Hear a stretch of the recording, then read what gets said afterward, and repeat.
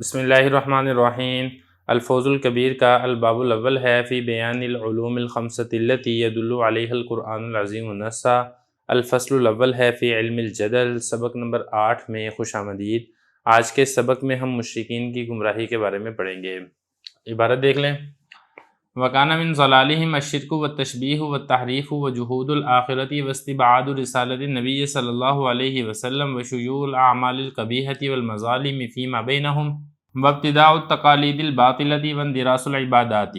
بیان الشرك والشرك أن يثبت لغير الله تعالى شيئا من الصفات المختصة به تعالى كالتصرف في العالم بالإرادة الذي يعبر عنه بكن فيكون، او العلم الذات الذي لا يحصل بالاكتساب عن طريق الحواس ودليل العقل والمنام والإلهام ونحو ذلك، او الإيجاد لشفاء المريض او اللعن على شخص والسخط عليه حتى يقدر عليه الرزق او يمرض او يشقى بسبب ذلك السخط او الرحمة لشخص حتى يبسط له الرزق ويصح بدنه ويسعد بسبب هذه الرحمة۔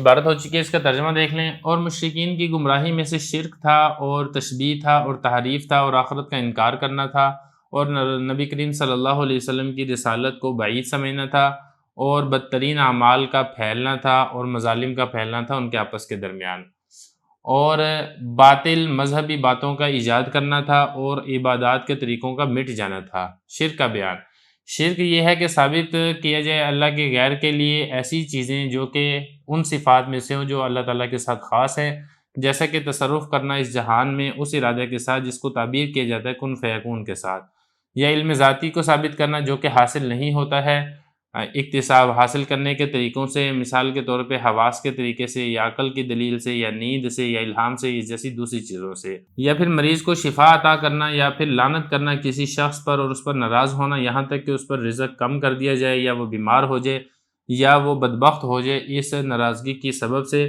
یا رحمت کرنا کسی ایک شخص پر یہاں تک کہ اس کے لیے رزق کھول دیا جائے اور اس کا بدن صحیح ہو جائے اور وہ سعادت مند ہو جائے اس رحمت کی وجہ سے۔ عبارت ہو چکی ہے، ترجمہ ہو چکا ہے، کچھ لفظ ہیں ان کی لغوی صرفی تحقیق یہاں پر کر لیتے ہیں، پھر اس کے بعد انشاءاللہ کتاب کی عبارت کو حل کرتے ہیں۔ دیکھیں اس میں پہلا لفظ ہے شرک، اس کو تھوڑا سا سمجھ لیں۔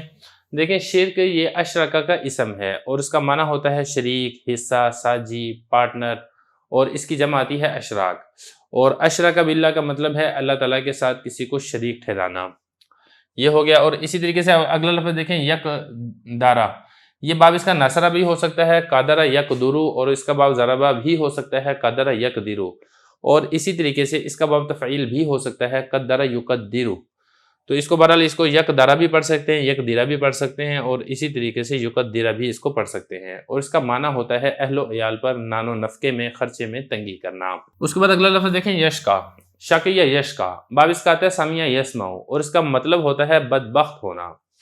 اس کے بعد اگلا لفظ دیکھیں یبسطا، بسطا یبسطو بسطن، اس کا مطلب ہوتا ہے پھیلانا، کشادہ کرنا۔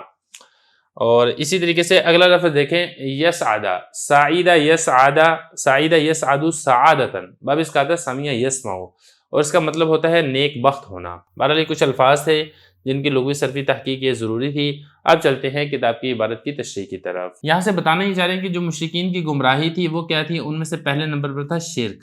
اب یہ شرک ہوتا کیا ہے، چونکہ آگے چل کے خود ہی وضاحت آ رہی ہے اس لیے ہم یہاں پر وضاحت نہیں کریں گے۔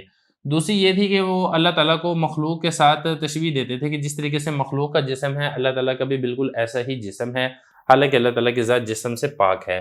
تو یہ ان کی گمراہی میں سے دوسری سب سے بڑی گمراہی تھی۔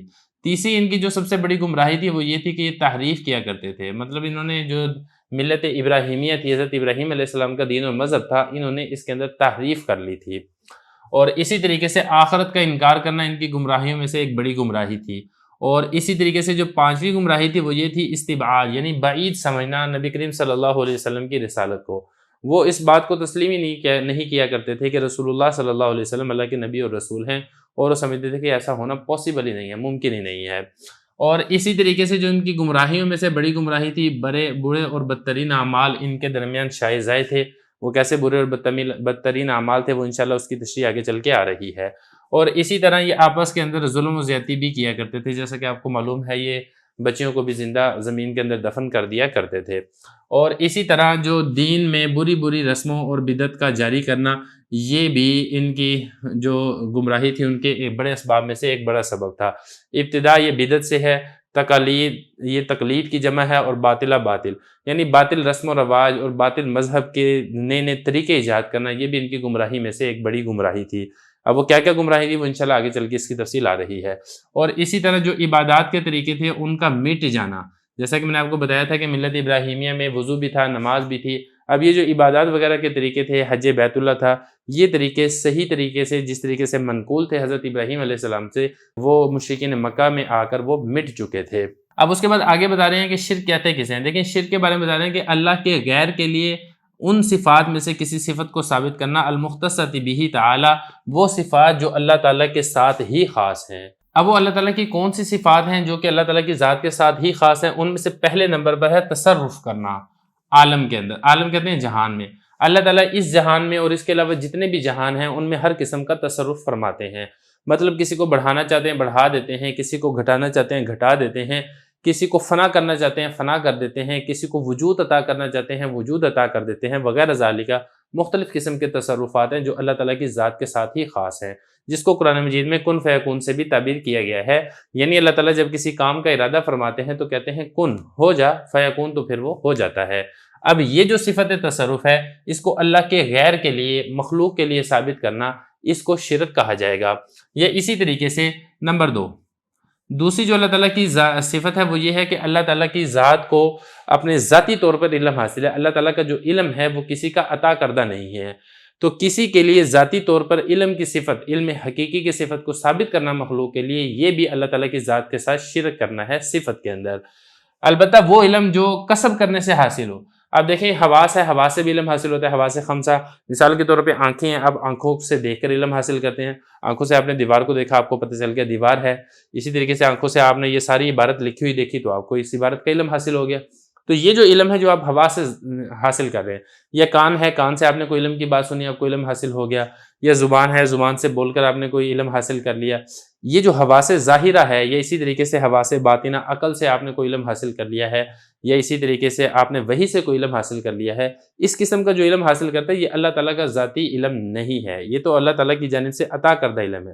تو خلاصہ کلام یہ ہے کہ عطا کردہ علم میں تو دوسری مخلوق شریک ہے، لیکن اللہ تعالیٰ کی جو ذاتی علم ہے جو کہ حواس سے حاصل نہیں ہوتا ہے، اسی طریقے سے عقل سے حاصل نہیں ہوتا ہے، یا سونے میں انسان کو کوئی چیز نظر آتی ہے، انسان سویا تھا، اس کو کوئی خواب میں کوئی چیز حاصل ہو گئی، اس کو کوئی علم حاصل ہو گیا، یا اللہ تعالیٰ نے اس کی جانب کسی بات کا الہام کر دیا، اس جیسا علم تو مخلوق کو حاصل ہو سکتا ہے، لیکن یہ وہ ذاتی اور حقیقی علم نہیں ہے جو اللہ تعالیٰ کی صفت ہے۔